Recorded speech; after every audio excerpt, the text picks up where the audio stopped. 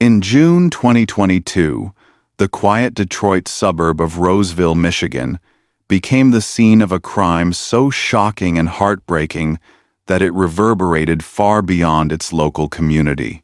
At the center of the tragedy was a 23-month-old toddler named Kyrie, whose life was abruptly ended at the hands of someone who had been entrusted with his safety.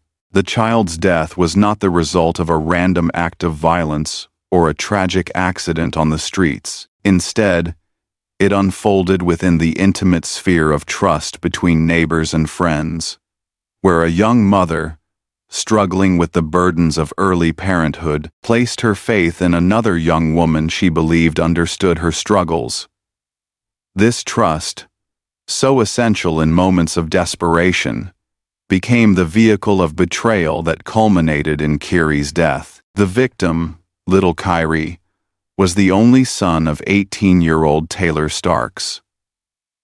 Taylor herself was emblematic of the vulnerabilities faced by young mothers in contemporary American society. Barely out of adolescence, she was suddenly thrust into adulthood when she became pregnant at 17. Without strong parental or familial support, her parents divorced when she was young.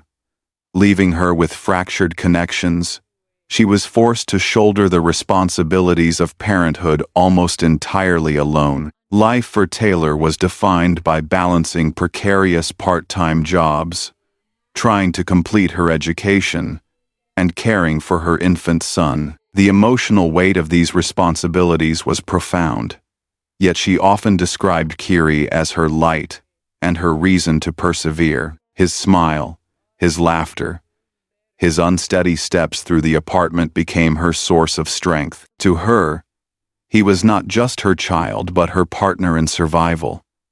The reason she fought so hard against the obstacles of poverty and youth. Given her age and lack of resources, Taylor relied heavily on others for support, particularly when she needed childcare while at work. In this context, she grew close to her neighbor, 21-year-old Kimura Hodges.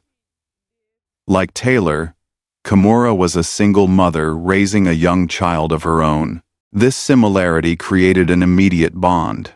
Kimura often spoke about the hardships of parenting alone, presenting herself as someone who could empathize with Taylor's struggles. Over time, she offered to watch Kyrie when Taylor's work schedule clashed with her parenting duties. For Taylor, this seemed like a blessing. Here was another young woman who knew what it meant to juggle motherhood without help, who lived next door, and who could be trusted to provide safety and companionship for Kyrie.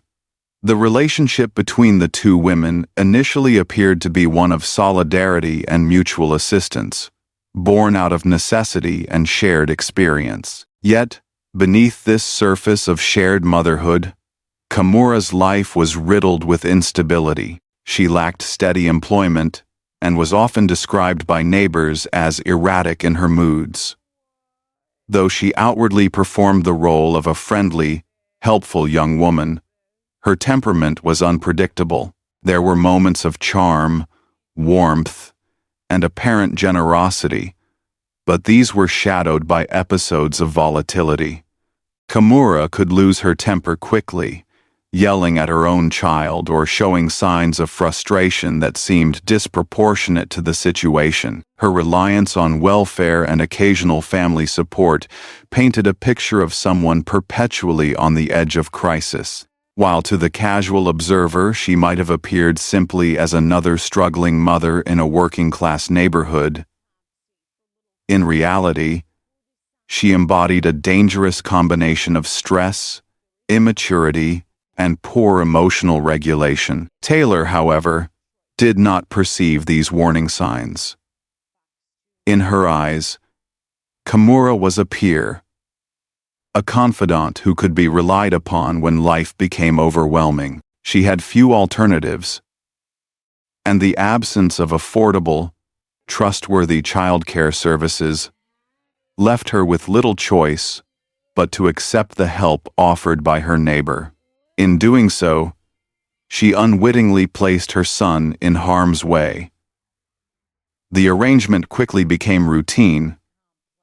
Whenever Taylor had to work, she would drop Kyrie off at Kimura's apartment, and each time she picked him up, she noticed small injuries: a bruise on his arm, a scratch across his cheek, a mark on his leg. When she questioned them, Kimura always had a plausible explanation. Toddlers are active, they fall, they bump into things, they stumble. These reassurances quieted Taylor's unease, though in her heart she could not shake the worry that something was not right. Still, because of her inexperience and desperation, she convinced herself to accept the explanations rather than confront the uncomfortable possibility that her son was being mistreated. Kyrie himself was an ordinary toddler full of energy and innocence.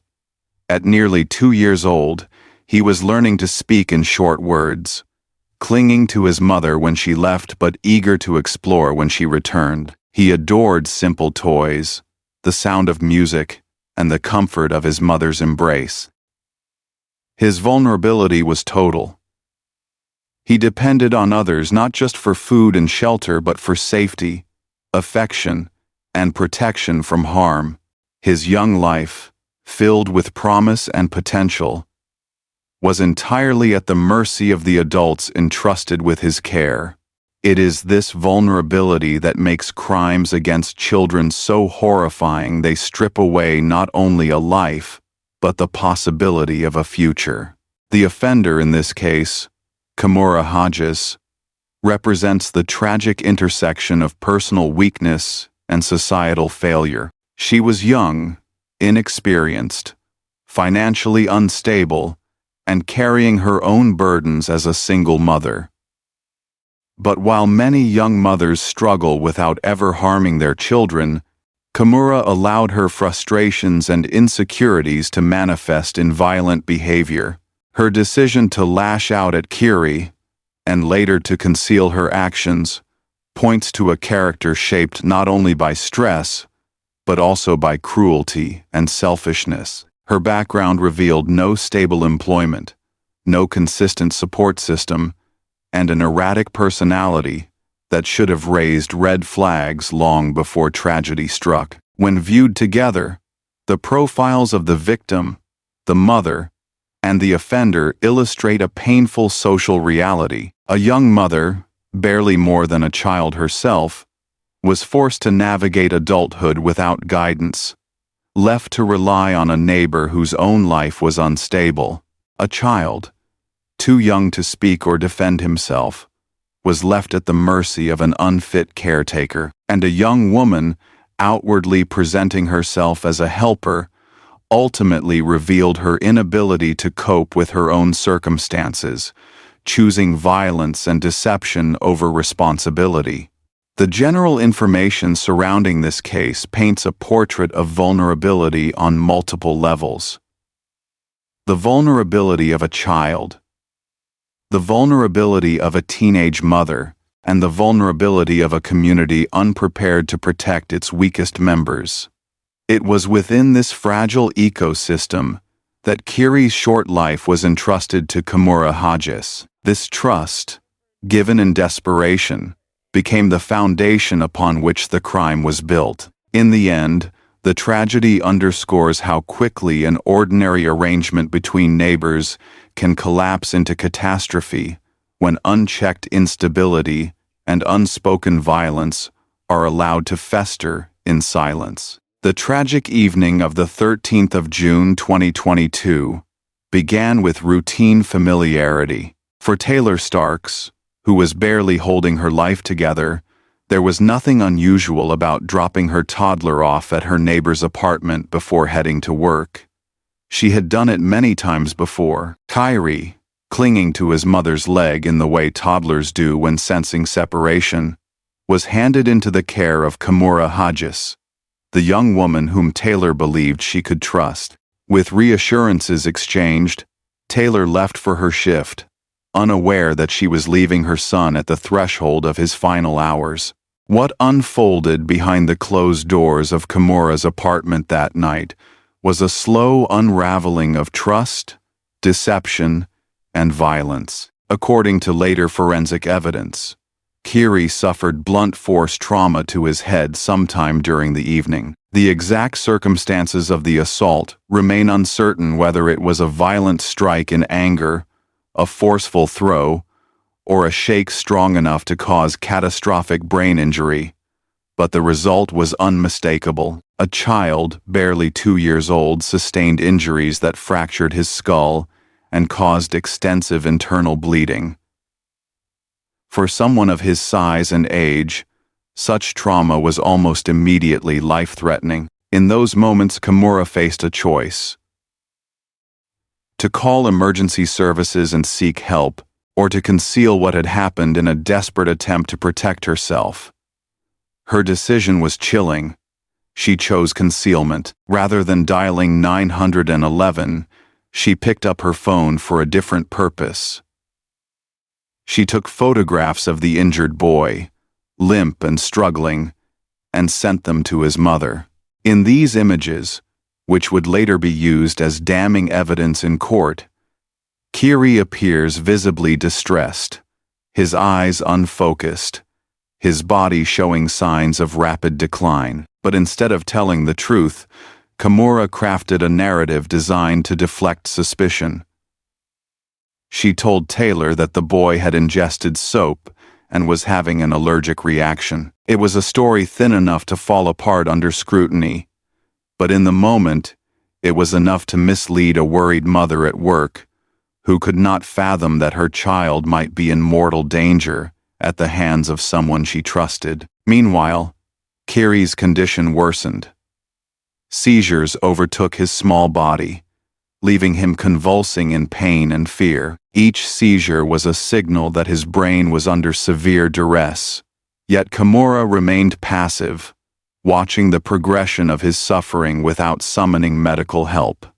Hours slipped by in this horrifying limbo. The one adult present, who could have acted as his lifeline, chose instead to protect her own self-interest. The deliberate delay in seeking care was not simply neglect, but a cruel act of abandonment that erased any chance Kiri had of surviving. Taylor, receiving the misleading messages while working, oscillated between worry and fragile reassurance. She was alarmed by the photographs, but, lacking medical knowledge and bound by the explanations given, she believed Kimura's account that it was an allergic reaction.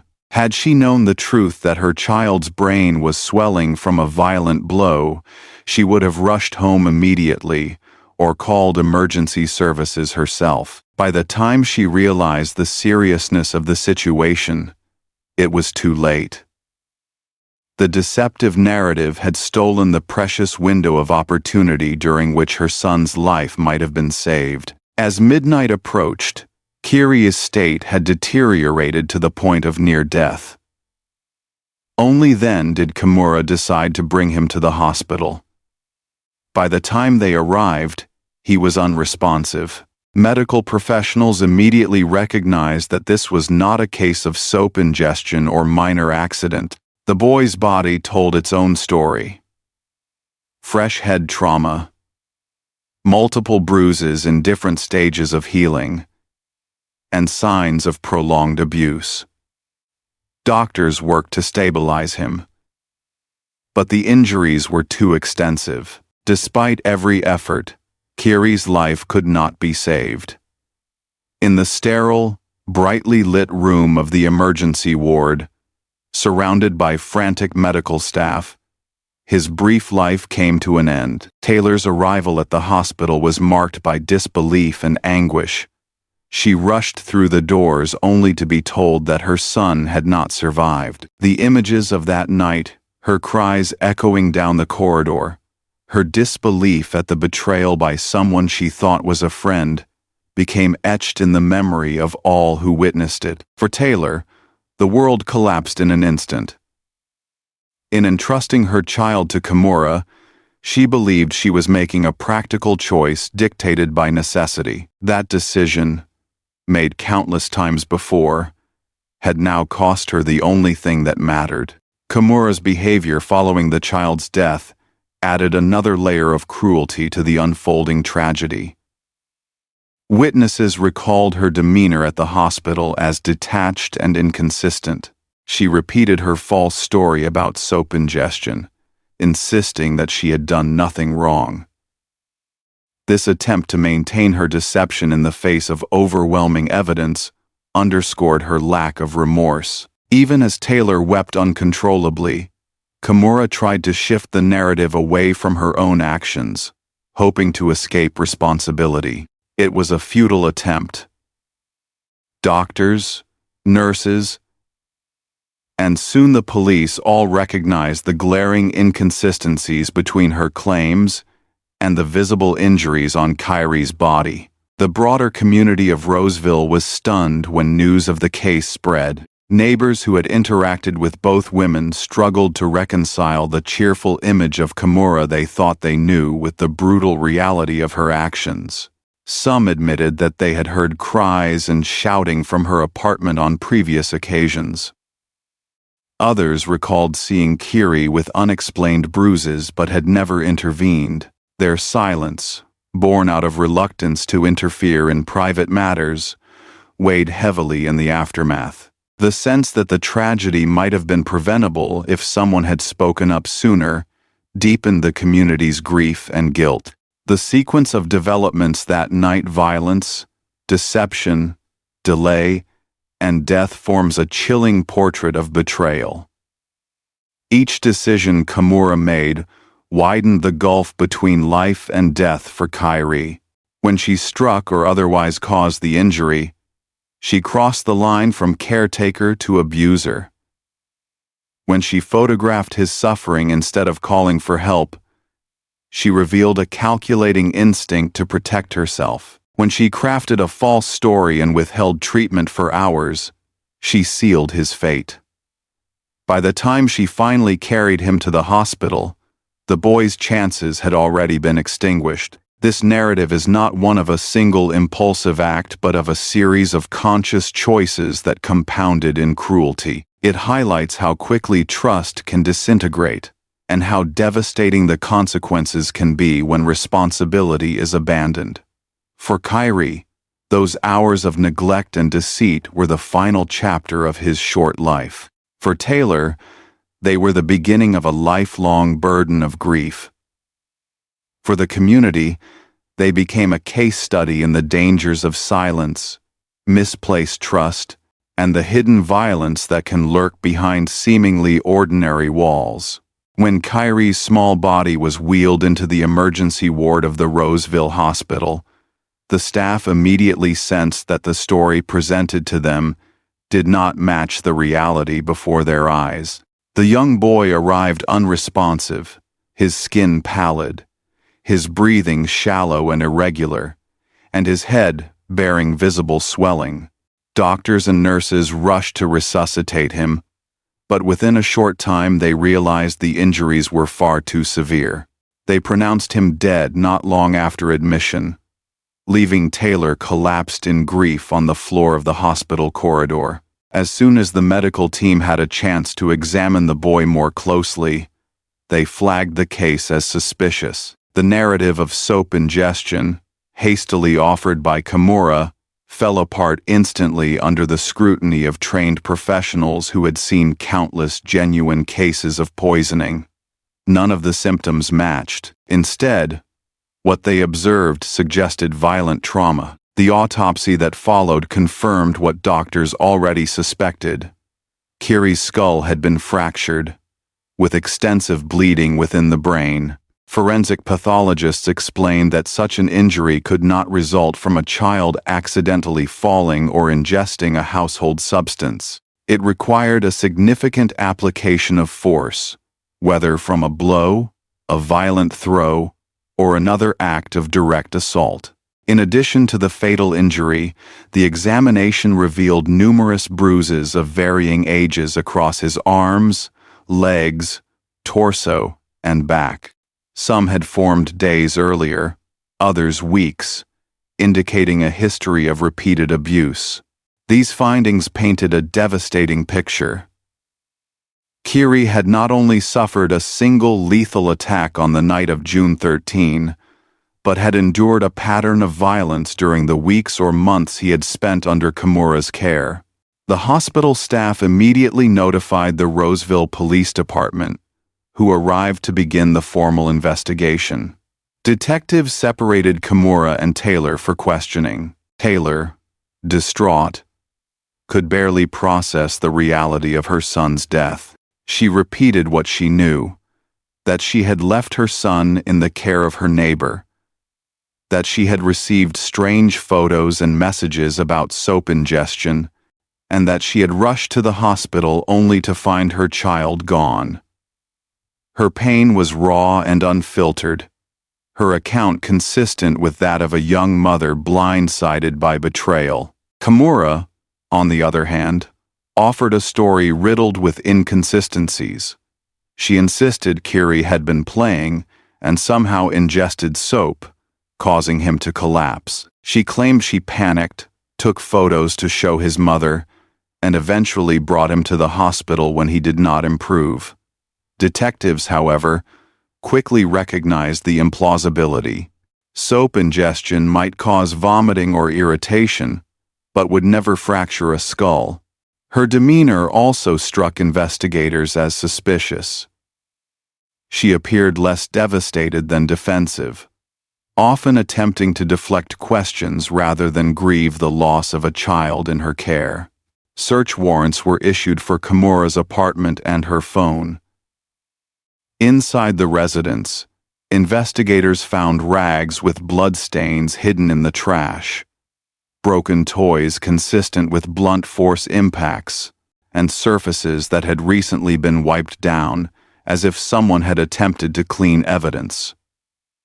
On her phone, they recovered the photographs she had sent to Taylor, showing Kiri's deteriorating state. These images, combined with the timestamps on her messages, demonstrated the critical delay between the injury and the trip to the hospital. Investigators concluded that Kimura had known the child was gravely injured but deliberately withheld urgent care, choosing instead to weave a false explanation.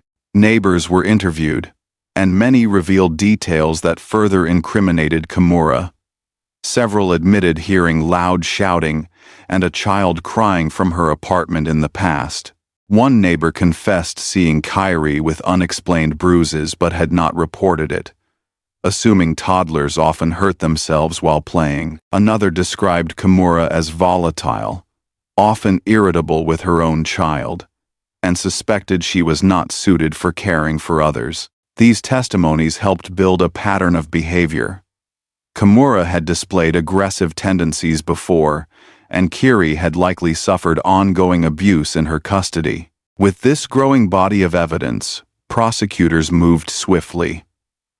Kimura was arrested and charged with second-degree murder and felony child abuse. The charge of second-degree murder reflected the belief that while she may not have premeditated the killing in advance, her actions were intentional and carried out with reckless disregard for human life. The child abuse charge addressed the repeated injuries and the broader pattern of violence uncovered during the investigation. At her arraignment, the prosecution emphasized the callousness of taking photographs of a dying child instead of calling 911. This, they argued, was the clearest proof that she valued her own protection over his life. Taylor, meanwhile, became both a grieving mother and a key witness. Her testimony about the trust she placed in Kimura, her recollection of bruises she had been persuaded to dismiss, and her reaction to the deceptive messages all helped frame the narrative of betrayal. The courtroom heard not only about the events of the fatal night,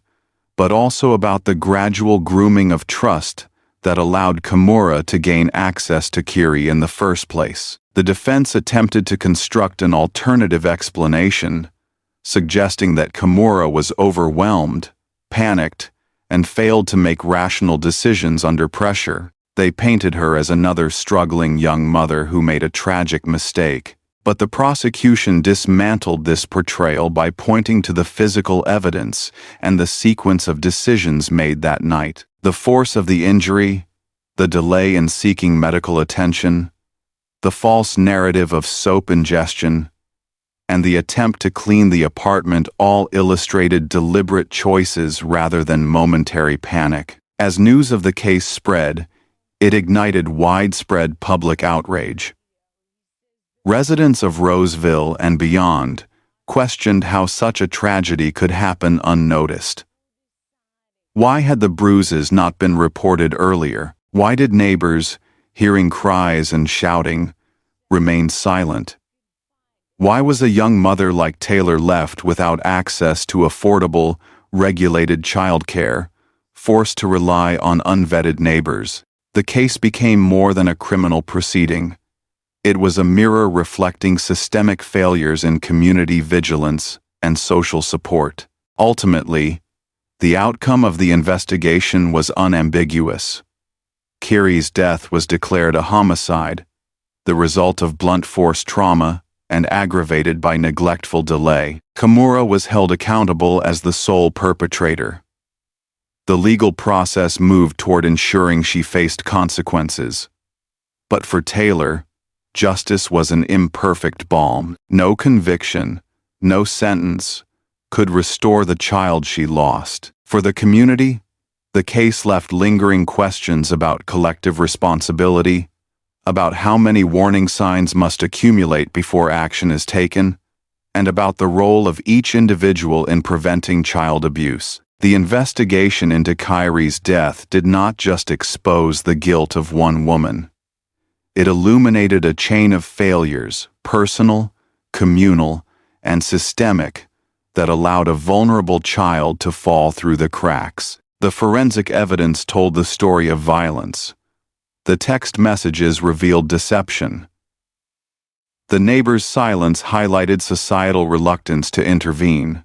Together, these threads wove a narrative of preventable tragedy, one that continues to haunt the memory of those who lived through it.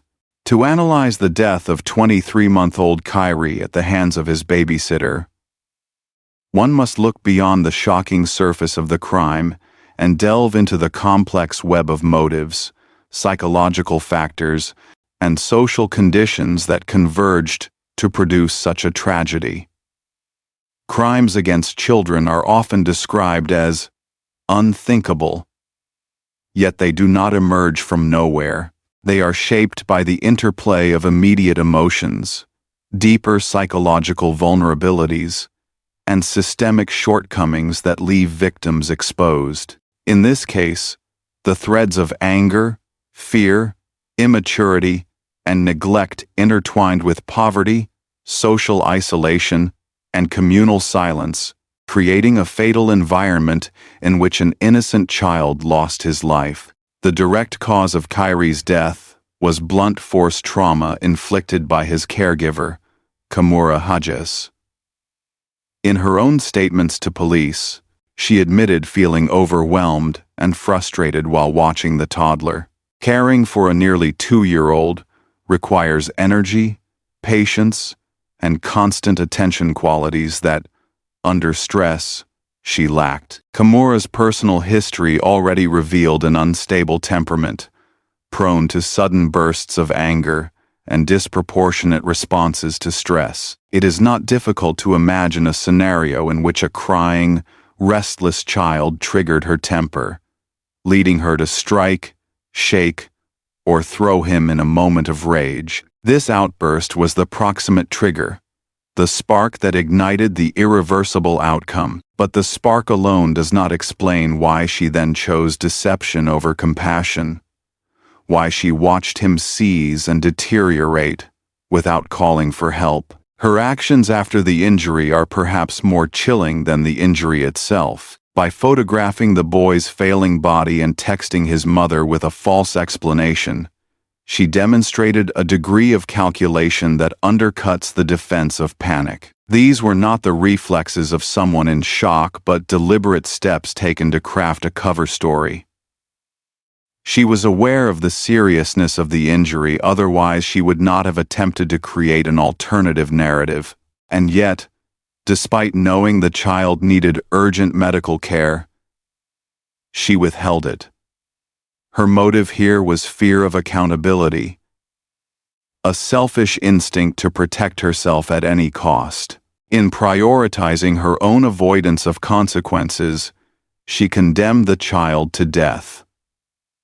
That conscious choice to do nothing, to wait until survival was impossible, exposes a profound absence of empathy. It illustrates not only anger but cold indifference, a failure of humanity at its core. To stop the analysis at the individual level, however, would miss the deeper social dimensions of the crime. Both Taylor Starks, the mother, and Kimura were young, inexperienced, and largely unsupported by family or institutions. Taylor was just 18, trying to navigate the responsibilities of motherhood while still on the cusp of adulthood herself. Without affordable childcare, she had little option but to rely on neighbors. Kimura, only 21, was raising her own child without stability or guidance.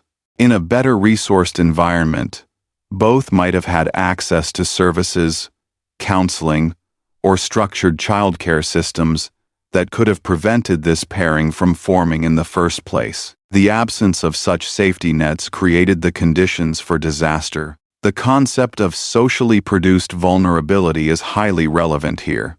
Kyrie was not only vulnerable because of his age, he was made more vulnerable by the social circumstances of his mother's poverty, her lack of support, and the cultural tendency to treat childcare as a private matter rather than a communal responsibility.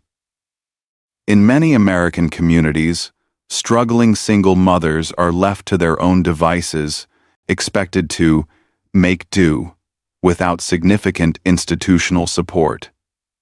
This expectation forced Taylor into the arms of someone unsuitable, and in doing so, it exposed her child to mortal risk. Psychological dimensions also warrant attention. Kimura exhibited traits consistent with poor impulse control, heightened aggression, and possibly underlying mental health challenges. Stress, isolation, and resentment may have exacerbated these traits. Some criminologists would describe her actions as an example of displaced aggression, frustration in her own life, feelings of inadequacy or failure redirected onto the weakest and most defenseless person in her care. Instead of confronting her own challenges, she projected them violently onto a child who symbolized both responsibility and vulnerability. This is not an excuse but an explanation, one that highlights the importance of mental health intervention and the dangers of untreated emotional instability. From a legal standpoint, Kimura's behavior squarely fits the definition of second-degree murder in Michigan law. Second-degree murder is defined as an intentional act that causes death without premeditation, but with malice, an intent to harm, disregard for life, or knowledge that the act could be deadly. By violently injuring Kyrie and then deliberately withholding treatment, Kimura displayed precisely this malicious disregard.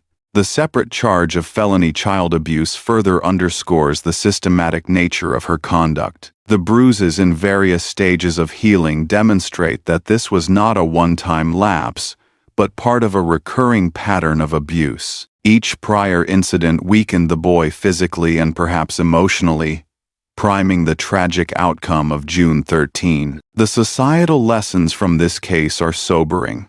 First, it underlines the dangers of misplaced trust. Parents often rely on informal networks, friends, neighbors, acquaintances to provide childcare when formal systems are inaccessible. Yet without oversight or accountability, these arrangements can become perilous. Second, it highlights the destructive impact of community silence. Neighbors admitted they had heard cries and seen bruises but chose not to intervene, considering it none of their business.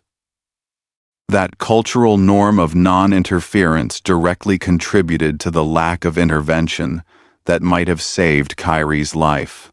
Third, the case reveals systemic flaws: insufficient support for young mothers, inadequate child care programs, and the absence of proactive social services to monitor at-risk households. Each of these gaps played a role in creating the conditions under which the crime occurred. On a moral level, the case challenges us to consider how we measure responsibility.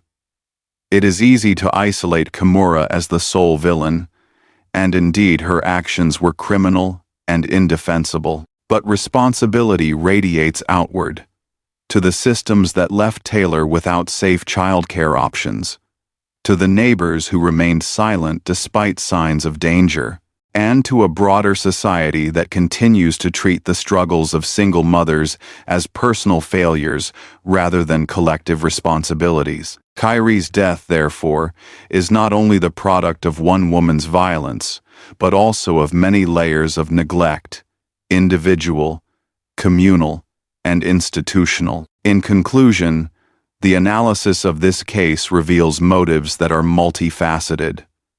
On the surface, it was anger and frustration. Beneath that, it was fear of accountability and a willingness to sacrifice another's life for self-preservation. At a deeper level, it was the product of systemic abandonment, the failure to support vulnerable families, and the dangerous consequences of a community's silence. Kyrie's story is thus both a crime of individual malice and a tragedy of social neglect. It serves as a grim reminder that while laws can punish offenders, only cultural and systemic change can prevent the next innocent child from suffering the same fate.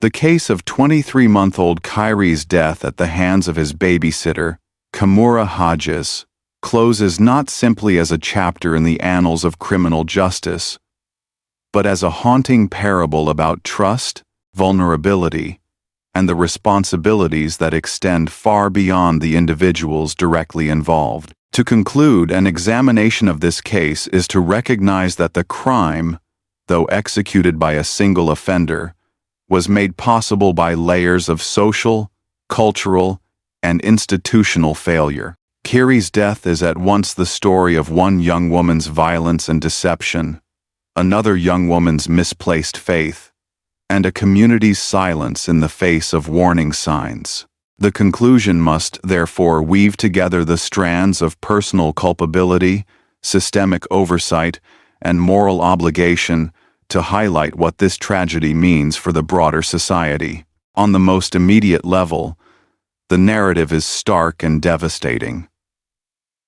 A toddler was entrusted to a caregiver who betrayed that trust in the most unimaginable way. Kimura, overwhelmed by her own struggles, lashed out violently at a child too small to defend himself, inflicting injuries from which he could not recover. When confronted with the choice between admitting her actions and seeking help or covering her tracks, she chose the latter.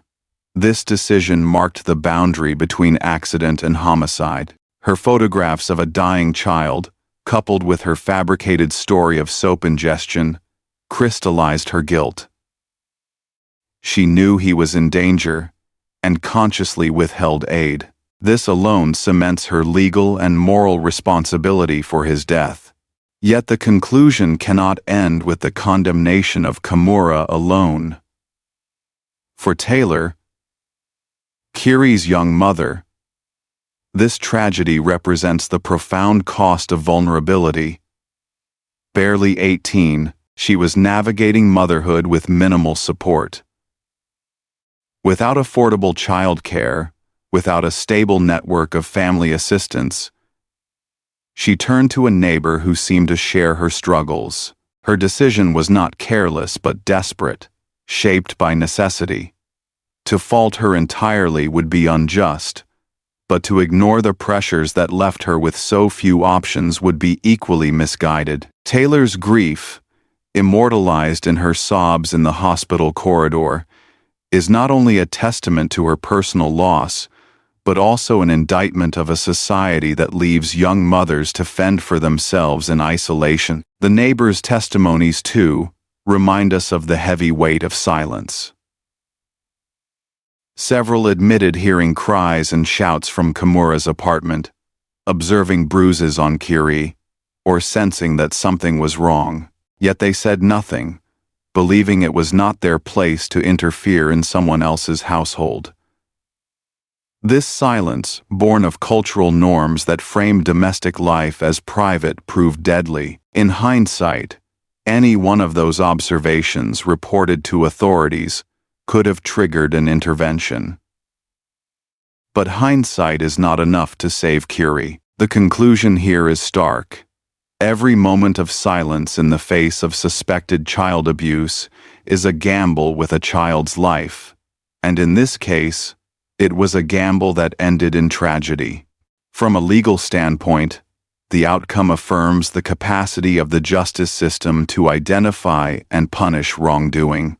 The charges of second-degree murder and felony child abuse recognize the gravity of Kimura's actions and the prolonged nature of her violence. The prosecution's emphasis on her deceit, the photographs, the false explanation, the delay ensured that her culpability was beyond dispute. The law functioned as intended, drawing a clear line between negligence and malice, between panic and calculated indifference.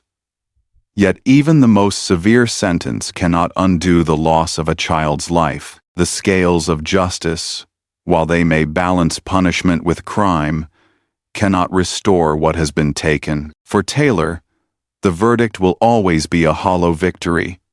Justice may have been served, but her son will never return. At the societal level, the conclusion demands introspection.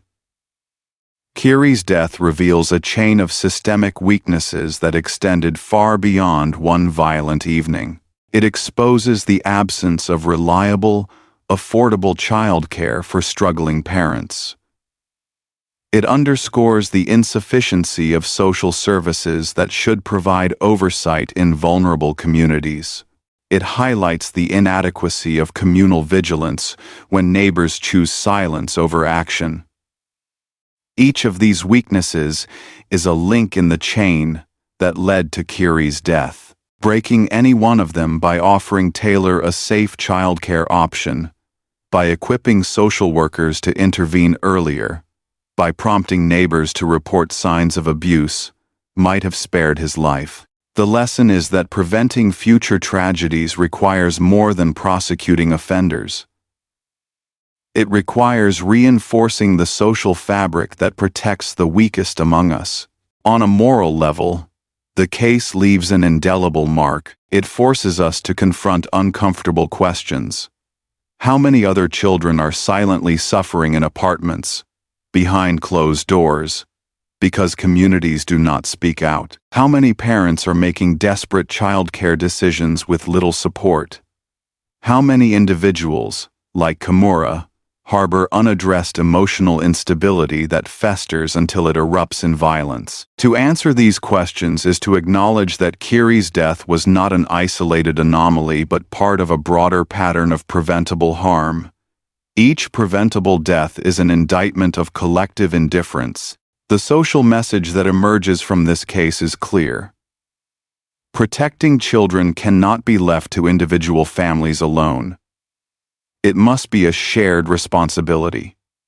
Parents, yes, must exercise vigilance and caution, but communities must foster cultures of intervention rather than silence, and governments must build robust systems of support for vulnerable households. Every unexplained bruise, every prolonged cry, every sign of neglect must be treated as urgent. When suspicion is raised, intervention should follow not judgment, but protection. The conclusion we must draw is that silence is complicity, and complicity kills. For Curie, whose life ended before it truly began, the conclusion must also serve as a memorial. He cannot speak for himself, but his story speaks for countless children who remain voiceless. To remember him only as a victim is insufficient. His story must be a call to action, a reminder that every child deserves safety, that every cry for help deserves attention, and that every sign of danger deserves intervention. Kyrie's name, etched into court documents and news reports, should be carried forward as a symbol of the cost of inaction and the urgency of change. In closing, the case of Kyrie's murder is both a personal tragedy and a societal indictment. It is the story of a babysitter who became a murderer, a mother who lost everything, a community that stayed silent, and a system that failed to protect. The legal process may end with a sentence handed down, but the true conclusion lies in whether we, as a society, learn from it. If Kyrie's death inspires reforms in childcare oversight, strengthens protections for single mothers, and emboldens communities to act when children are at risk, then his short life, though unjustly ended, may still carry meaning. But if the case fades into obscurity, if silence and neglect persist, then his death will remain a wound, not just for his family but for all of us. The final conclusion is simple, though it must be spoken with weight. Curie's life was precious, and it was taken by violence, betrayal, and neglect. The responsibility for ensuring no other child suffers the same fate belongs to everyone. His story demands nothing less than vigilance, compassion, and collective action.